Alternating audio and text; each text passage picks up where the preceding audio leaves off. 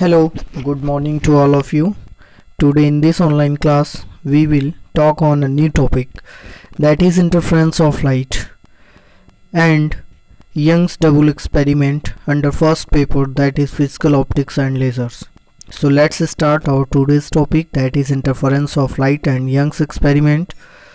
Before discuss on this topic, we will talk on some basic concepts like what is wave, properties of wave, what is light and how light propagate in medium, and some other properties of light, etc. And then on interference of light and Young's double experiment. So let's start our today's topic, that is interference. तो आइए बात करते हैं interference है क्या।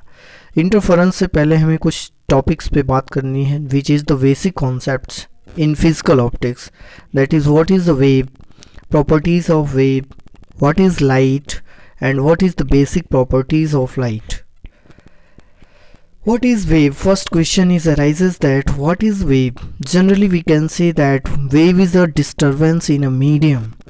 Wave किसी माध्यम में अव्यवस्था को ही कहते हैं, यानी जैसे मान लीजिए हमारे पास वाटर है, वाटर हमारा शांत कंडीशन में है, रेस्ट पोजीशन में है, और उसी कंडीशन में अगर हम कोई उसमें कण डाल देते हैं तो जैसे ही कण पानी के अंदर पड़ता है तो वहाँ पे श्रृंग और गर्त यानी थ्रो एंड क्रेस्ट का फॉर्मेशन स्टार्ट हो जाता है, और ये फॉर्मेशन एट लास्ट एंड हो जाता है, यानी ये प्रोपागेट करता है उस पूरे माध्यम में, उस पूरे पानी में, तो ये वेव होती है।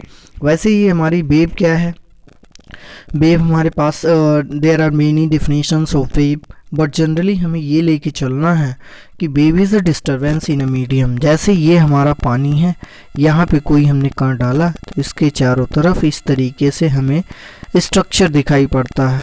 इसमें कुछ उभरे हुए स्ट्रक्चर होते हैं, कुछ दबे हुए स्ट्रक्चर होते हैं। जो उभरे हुए स्ट्रक्चर हैं दीज आर थ्रोस यानी स्ट्रिंग, और जो दबे हुए स्ट्रक्चर होते हैं दीज आर गर्थ यानी क्रेस्ट। तो स्ट्रो एंड क्रिस्ट का फॉर्मेशन यहाँ पे स्टार्ट हो जाता है और इस तरीके से वेव हमारी प्रोपागेट करती है। इसका जनरल अगर हम फिगर देखें तो कुछ इस तरीके से हमारे पास वेव प्रोपागेट करती है। स्टार्टिंग में इसका जो फ्लक्चुएशन होता है, इसकी इंटेंसिटी होती है वो मैक्सिमम होती है, लेकिन एट लास्ट आप देखेंगे दूरी बढ़ने के साथ साथ ये हमारी डिक्रीज़ कर जाती है और ज़ीरो हो जाती है। तो ये तो हमारे पास क्या हो गया, वेव हो गया। What is a wave? अब वेव में हमें देखना है कि इसका रियल कंस्ट्रक्शन कैसे बनता है। रियल कंस्ट्रक्शन जैसे पानी में आप जानते हैं कि ऊपर का भाग, लेकिन जब आप देखेंगे कण नीचे तक जाता है तो डिस्टर्बेंस नीचे तक यानी उसकी तली तक क्रिएट करता है। तो कण यहाँ से गिरा और यहाँ से गिरने के बाद वो यहाँ पे चला जाता है, तली पे वो जाके स्थिर हो जाता है, लेकिन उसके बाद वेव हमारी वो ट्रेवल करती है इस पूरे मीडियम में ट्रेवल करती है। तो इस तरीके से यहाँ पे स्ट्रक्चर बनते हैं, तो बाउल शेप स्ट्रक्चर क्रिएट होते हैं इनसाइड द वाटर। तो ये इसका रियल इमेज है, real image of any wave in medium like water. पानी में जैसे वेव डेवलप होती है वैसे ही हमारी वेव्स अदर मीडियम में भी डेवलप होती हैं। तो वेव हमारी और क्या होती है, हाइजन ने कॉन्सेप्ट दिया कि जैसे मान लीजिए कोई वेव है वो मीडियम में इस तरीके से प्रोपागेट कर रही है, और आगे कुछ अगर हम स्लिट्स अप्लाई कर दें, इसको हम यंग्स डबल स्लिट में पढ़ेंगे, तो जब ये कुछ इस तरीके से स्लिट अप्लाई कर देते हैं, यानी from this region there is no probability of passing of light, यानी यहाँ से कोई भी लाइट पास नहीं कर सकती।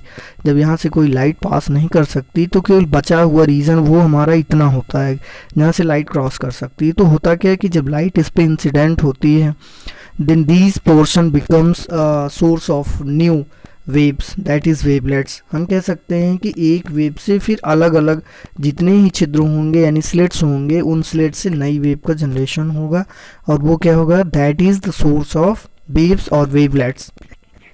वो हमारे पास वेव डेवलप हो जाएंगी। तो कुछ इस तरीके से कंस्ट्रक्शन बन जाता है। अगर हम स्लिट अप्लाई कर देते हैं, दोनों स्थान से वेव डेवलप होती हैं, उनका नया सोर्स बन जाता है, और जब दो वेव होती हैं तो दोनों चूंकि इस मेन वेव से डेवलप हुई हैं तो दोनों के पास सेम नेचर होगा, यानी सेम फ्रिक्वेंसी होगी, सेम एम्पलीट्यूड होगा। तो इस तरीके से जब वेव आगे मीडियम में प्रोपागेट करती हैं तो एक दूसरे के साथ क्या करती हैं, सुपर इम्पोज करती हैं। यहाँ पे आप देख रहे हैं एक दूसरे को कट कर रही हैं। There are many points at which these wave superimpose. और जब ये सुपर इम्पोज करती हैं तो सुपर इम्पोज करने की दो अलग अलग कंडीशंस होती हैं। एक कंडीशन होती है कि जब दो वेव सेम फेज में होती हैं, they are in same phase when they superimpose to each other, and the second condition is that when two waves superimpose to each other they are in opposite phase. This is the opposite phase when these two waves superimpose to each other.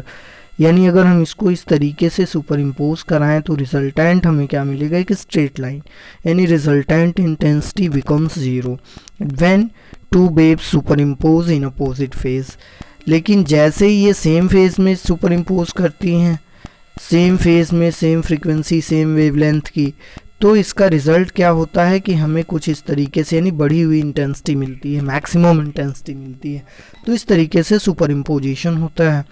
पिछले points में हमने जाना कि जैसे एक wave है ये, तो वेव में कुछ प्रॉपर्टीज़ पाई जाती हैं।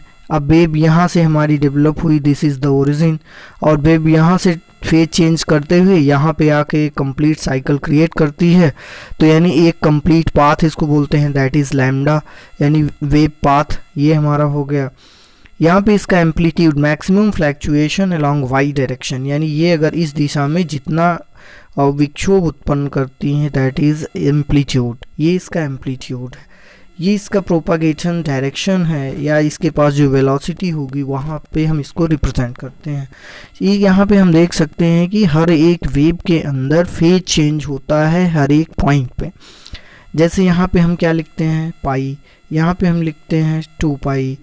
तो यहाँ पे पाई क्या है, pi is the phase difference with respect to path difference, या phase change corresponding to path change. यहाँ पे पाथ हम देख रहे हैं कितना चेंज हो रहा है, लैम्डा अपॉन 2, तो फेज कितना चेंज हो रहा है, पाई चेंज हो रहा है। जब एक कंप्लीट पाथ लैम्डा चेंज हो जाता है, एक वेव में ट्रेवल कर जाती है एक वेव कंप्लीट पाथ लैम्डा, तो फेज चेंज 2 पाई का हो जाता है। अगर यहाँ पे हम देखें तो यहाँ पे हमारे पास पाई बाई 2 होगा तो लैम्डा बाई 4 होगा। तो यानी हर एक पॉइंट पे तो फेज एंगल भी ऐसे हम निकालते हैं, ओरिजिन से किसी बिंदु को जब मिलाते हैं तो एक रेखा बनती है, और उसकी जो रियल यानी ये जो लाइन हमारी है एक्सिस, इस एक्सिस के साथ जो एंगल होता है उसी को हम फेज एंगल बोलते हैं। तो there are many more basic properties in waves are found. इसका बहुत ही यूज़ होगा इसमें इंटरफेरेंस ऑफ लाइट में। ये प्रॉपर्टीज़ हमारी यूज़फुल प्रॉपर्टीज़ हैं, इसको जानना आपके लिए अति आवश्यक है। तो आइए बात करते हैं इसके बाद क्या होगा। हमने जाना कि जैसे दो वेव एक दूसरे के साथ सेम फेज में मीट करती हैं तो मैक्सिमम इंटेंसिटी, मैक्सिमम फ्लक्चुएशन मिलता है। लेकिन अगर दो वेव्स अपोजिट फेज में मिलती हैं तो हमारे पास जीरो मॉडिफिकेशन मिलता है, जीरो एम्पलीट्यूड या इंटेंसिटी मिलती है। तो ये कैसे होता है, जैसे मान लो एक वेव यहाँ से डेवलप हुई, दूसरी वेव यहाँ से डेवलप हुई, यहाँ से डेवलप हुई, तो ये सेम यानी उसके फेज़ को मेंटेन कर रही है। अब यहाँ पे हम देख रहे हैं कि करस्पॉन्डिंग वेव का ये ट्रो यानी क्रेस्ट है, यहाँ पे ट्रो है। अब ऐसा नहीं कि यहाँ पे ट्रो बना दें, तो ट्रो और क्रेस्ट का मीटिंग हो जाएगा, और जब ट्रो एंड क्रेस्ट मीट करते हैं तो हमें मिनिमम इंटेंसिटी मिल जाती है और वो जीरो हो जाती है, नियर अबाउट जीरो हम पा जाते हैं। ये सारी चीज़ें हमें इसमें जानना है, बेसिक कॉन्सेप्ट्स हैं with respect to any wave. Wave का जो इक्वेशन होता है, जनरल इक्वेशन हम जानते हैं कि व्हेन एनी वेव ट्रेवल या propagate y displacement then y is equal to A sine omega t. This is the general equation of any wave. यहाँ पे क्या है, A is the amplitude, y is the displacement, और omega आप जानते हैं angular displacement, t is the time, तो omega t is the angular displacement या फेज चेंज इन वेव। ये सारी चीज़ें हमारे पास होती हैं। तो अब हम स्टार्ट करते हैं अपने मेन पॉइंट को, जो कि है interference of light. Interference of light में सबसे पहला ये फिगर हमारा है, जिसको हम as a Young's double slit experiment कह सकते हैं। This is the experimental arrangement of Young's double slit. यहाँ पे आप देख सकते हैं there is a main source of light that is monochromatic source S. ये हमारा एक मोनोक्रोमैटिक सोर्स है। अब यहाँ से एक लाइट डेवलप होती है, क्योंकि हम मान लेते हैं लाइट क्या है, light is an electromagnetic wave. Light एक इलेक्ट्रोमैग्नेटिक वेव है जिसमें दो कंपोनेंट पाए जाते हैं, electric field and magnetic field. Electric component propagate perpendicular to the magnetic vibration या magnetic field, and both are propagating along perpendicular to the propagation direction से दोनों एक दूसरे के साथ 90 डिग्री के एंगल पे डेवलप हो जाती हैं। तो इस तरीके से ये हमारा एक्सपेरिमेंट है, यंग्स डबल स्लिट एक्सपेरिमेंट। यहाँ पे ये सोर्स हो गया, यहाँ से एक वेव डेवलप हुई। यहाँ पे आप देख रहे हैं कुछ सॉलिड लाइंस हैं, कुछ हमारे पास डॉटेड लाइंस हैं। तो सॉलिड लाइन को रिप्रेजेंट किया गया है as a crest, dotted line को हम प्रेजेंट किया गया है एज अ ट्रो यानी स्ट्रिंग और गर्त, इस तरीके से हम कह सकते हैं। अब यहाँ पे आप देख रहे हैं दो स्लिट अप्लाई किए गए हैं। स्लिट की कंडीशन होती है कि दोनों एक दूसरे से क्लोज होते हैं, बहुत ही पास होते हैं, उनके बीच की डिस्टेंस 2D मान लेते हैं, और कुछ दूरी पे एक स्क्रीन डेवलप करते हैं। स्क्रीन की डिस्टेंस आप देख रहे हैं D ले लेते हैं। तो ऐसी स्थिति में जब ये दो स्लिट हमारे पास यानी है S1 S2, तो according to Huygens principle they becomes source of secondary wavelets. वो सेकेंडरी वेवलेट के सोर्स बन जाते हैं, वहाँ से नई वेव डेवलप होती हैं। तो यानी S1 से अलग वेव डेवलप हुई, S2 से अलग वेव डेवलप हुई, वो भी इस तरीके से मीडियम में प्रोपागेट करेगी। तो आप यहाँ पे देख सकते हैं there are many points at which both waves superimpose to each other. ये दूसरे के साथ इम्पोज करती हैं, सुपर इम्पोज करती हैं, और जब सुपर इम्पोज करती हैं तो उसका रिज़ल्ट हमें कहाँ पे दिखाई देता है, वो XY स्क्रीन पे दिखाई देता है। तो XY स्क्रीन पे अगर हम रियल इमेज देखें तो कुछ इस तरीके से हमें पट्टियाँ मिलती हैं। इसमें से कुछ डार्क होती हैं, कुछ ब्राइट होती हैं, वो डिपेंड करता है कि how both wave superimpose to each other. कुछ कंडीशंस होती हैं जहाँ पे वो सेम फेज में सुपर इम्पोज करती हैं। कुछ कंडीशंस होती है जैसे मान लो ये दूसरी वेव है, ये तीसरी वेव है, तो ये अलग अलग जगह से डेवलप हो रही हैं, सुपर इम्पोज कर रही हैं, तो सेम फेज में कर रही हैं, तो मैक्सिमम इंटेंसिटी मिल जाती है, यानी ब्राइटनेस मिल जाती है। लेकिन अगर हमारे पास दो या दो से अधिक वेव्स हों और वो कुछ इस तरीके से मीट करती हैं, पहली वेव है, ये दूसरी वेव है, ये तीसरी वेव है, ये चौथी वेव है मान लीजिए, तो इस तरीके से अगर वेव मीट करती हैं तो हमें ब्लैक डार्कनेस या हमें मिनिमम इंटेंसिटी मिलती है। तो ये यंग्स डबल स्लिट एक्सपेरिमेंट का इमेज है। अब हम आगे नेक्स्ट पॉइंट स्टार्ट करते हैं। उसके पहले अभी आपको जो बेसिक कॉन्सेप्ट बताया उसके कुछ इमेजेस हैं, इसको आप लोग अपनी नोट्स पे ज़रूर बना लेंगे। कि इंटरफेरेंस ऑफ लाइट, यहाँ पे मेन सोर्स है, S1 and S2 are the two slits. यहाँ से दो वेव्स जनरेट होती हैं एक दूसरे के साथ, आगे मीडियम में जब प्रोपागेट करती हैं तो सुपर इम्पोज के बाद वो यानी जो ब्राइटनेस एंड डार्कनेस पैटर्न है वो डेवलप करती हैं ऑन द स्क्रीन। स्क्रीन पे जब वो डेवलप होता है उसी पैटर्न को हम बोलते हैं interference pattern. Young's double slit में ये डिस्टेंस है, यानी दोनों स्लिट के बीच का डिस्टेंस 2D होता है, और स्क्रीन और स्लिट्स के बीच का डिस्टेंस कैपिटल D होता है। इस तरीके से वेव का सुपर इम्पोजिशन होता है सेम फेज में, ये अपोजिट फेज में है, ये सेम फेज में है। यहाँ पे हमें मैक्सिमम इंटेंसिटी मिलेगी, यहाँ पे modification of intensity is minimum हो जाएगा। ये real image of any wave water के अंदर जो बनता है बाउल शेप्ड का, ये हमारी एक लाइट है जिसके दो कंपोनेंट होते हैं, एक इलेक्ट्रिक कंपोनेंट, एक मैग्नेटिक कंपोनेंट। जैसा कि हम जानते हैं लाइट क्या है, light is a main source, light is energy, light is a form of energy, light is an electromagnetic wave. Light क्या है, एक इलेक्ट्रोमैग्नेटिक वेव है। पहली चीज़ तो लाइट वेव है, प्रोपागेट करता है। दूसरी चीज़ है कैसा वेव है, इलेक्ट्रोमैग्नेटिक वेव है। Light is an electromagnetic wave and it possess both electric field and magnetic field. Both are vibrating perpendicular to each other. Also they are vibrating perpendicular to the direction of propagation. ये सारी चीज़ें होती हैं। अगर हम light के एक कण को देखें तो उसके बीच कुछ इस तरीके से सेपरेशन पाया जाएगा। यहाँ पे आप देखेंगे कि ये जो एंगल्स हैं दीज आर राइट एंगल, यानी 90 डिग्री पे होते हैं। तो ये सारी चीज़ें हम यहाँ पे बेसिक कॉन्सेप्ट के रूप में रखे हैं कि लाइट क्या है, light is an electromagnetic wave, propagation of electromagnetic wave यहाँ पे आप देख सकते हैं। वी क्या है, v is the velocity of light component, propagating component.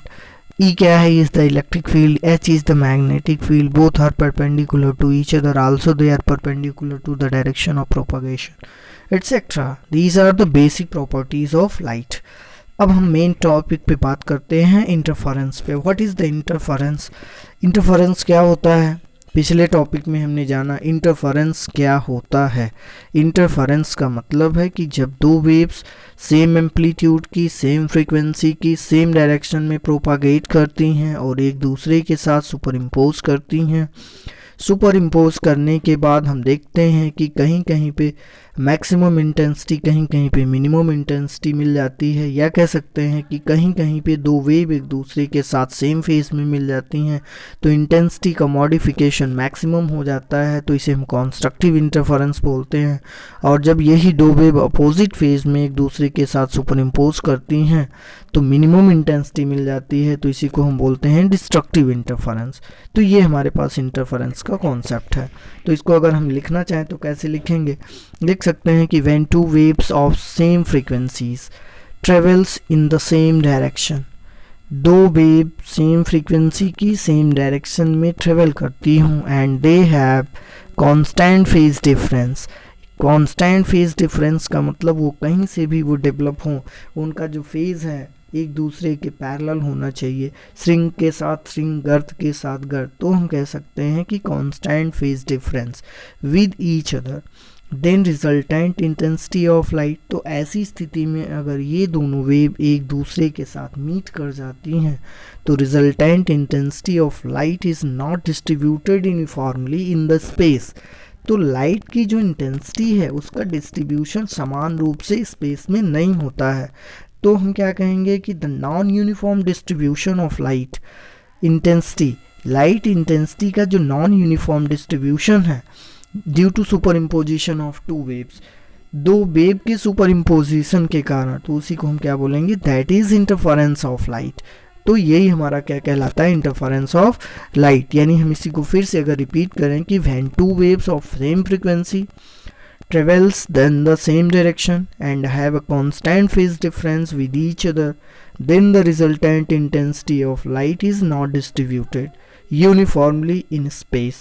Then non-uniform distribution of intensity of light due to superimposition of two waves is known as interference of light. ये हमारा इंटरफेरेंस का डेफिनेशन है। अब इसकी कुछ properties होती हैं। At some points intensity is a maximum, कुछ बिंदुओं पर उस इंटेंसिटी डिस्ट्रीब्यूशन में इंटेंसिटी मैक्सिमम पाई जाती है, while at some other points intensity is minimum, लेकिन कुछ अलग बिंदुओं पर इंटेंसिटी मिनिमम पाई जाती है।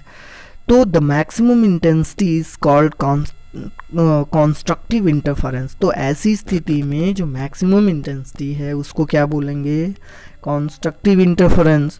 वाइल मिनिमम इंटेंसिटी, जबकि जो कम इंटेंसिटी है जो मिनिमम है उसको क्या बोलेंगे, is known as is called destructive interference. Generally when two light waves, सामान्य रूप से जब दो light wave are made to interfere, एक दूसरे के साथ इंटरफियर करने के लिए बनाई जाती हैं, ऐसी व्यवस्था बनाई जाती है कि दो वेव एक दूसरे के साथ इंटरफियर करें, तो we get alternate dark and bright bands. तो ऐसी स्थिति में हम क्रमशः डार्क और ब्राइट बैंड पा जाते हैं, and these are called interference fringes. तो इसी को हम क्या बोलते हैं, इंटरफेरेंस फ्रिंजेस। बेसिकली हम इसको फिर से अगर रिपीट करें तो हम कह सकते हैं कि जब इंटरफेरेंस हो गया, दो वेव्स के बीच में इंटेंसिटी मैक्सिमम मिनिमम हो गई, constructive interference and destructive interference हो गया, तो उसके बाद क्या होता है कि at some points intensity is maximum while at some points intensity is minimum. The maximum intensity is called constructive interference while minimum intensity is called destructive interference. Generally when two light waves are made to interfere, we get alternate dark and bright bands, and these are called interference fringes. ये figure हमारे पास है interference fringes का, यहाँ पे हम इसको develop कर सकते हैं। ब्राइटनेस और डार्कनेस का कुछ ये वाला पैटर्न पीछे इमेज में आप देखेंगे, उसी को हम बोलते हैं interference fringes. This is the experimental setup of Young's double slit experiment. अब इस एक्सपेरिमेंट से कुछ कंक्लूजन निकलते हैं। इसके बारे में अगर हम बात करें तो इन 1802 ईस्वी में Young's demonstrated an experiment. Young's ने एक एक्सपेरिमेंट किया on the interference of light, interference of light के ऊपर। He passed sunlight through the pin hole, यानी this is the experimental setup of Young's double slit experiment. About this, when two interference waves meet to each other, then we can take it as S1 and S2 are two slits and they are close to each other and they are separated at some proper distance, that is 2D, which is the smallest distance, and a screen XY is placed at some proper distance, that is capital D. D is very greater than small d.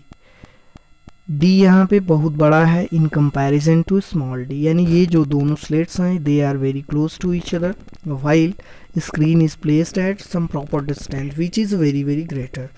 Then we can take interference pattern, interference fringes on this screen when light waves are travels from main source S and they superimpose to each other and we get bright and dark patterns on the screen and these are known as interference fringes. तो ये Young's का experiment है, इसी को हम बोलते हैं Young's double experiment. इसके बारे में हम लिख सकते हैं कि in the year 1802 Young's demonstrated an experiment on interference of light. He passed sunlight through a pinhole. Yes, this is the pin hole. यहाँ पे कोई सोर्स है, मेन सोर्स यहाँ पे है, this is the pin hole, this is the first source of light. यहाँ पे हम बना सकते हैं, एक्सपेरिमेंटल सेटअप है।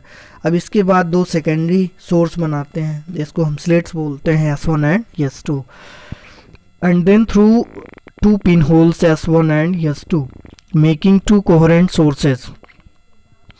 S1 and S2 are equidistant, यानी एक साथ एक समान दूरी पे हैं, नज़दीक हैं एक दूसरे के, from S and are close to each other. Let S1 S2 equal to 2. Finally light is received on screen XY which is placed at a distance D from the slit and he observed alternate dark and bright spots on the screen and these spots can be explained due to interference of light waves.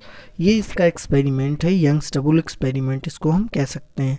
इस experiment से कुछ conclusion निकल के आते हैं, वो क्या है कि wave theory of light states that spherical wave spread out from S and also from S1 and S2। जो लाइट वेव है वो स्फेरिकल फॉर्म में प्रोपागेट करती है मीडियम में। तो जनरली S क्या है, S is the primary source while S1 and S2 become secondary source. तो according to Huygens principle S1 and S2 becomes the center of secondary wavelets and their radii increases। आप देख रहे हैं कि जैसे जैसे ये बाहर की तरफ प्रोपागेट कर रही तो इसका रेडियाई यहाँ सेंटर से वो क्या कर रहा है, इम्प्रूव कर रहा है, इंक्रीज कर रहा है। तो हम कह सकते हैं कि and gets their radii increases as they move away from S1 and S2, so they get superimposed more and more on each other। उनका रेडियाई बढ़ने के कारण वो बहुत से बिंदुओं पर एक दूसरे के साथ सुपर इम्पोज कर जाती हैं। At points where crest or trough due to one falls on crest or trough due to other, the resultant amplitude is the sum of amplitude due to each wave separately.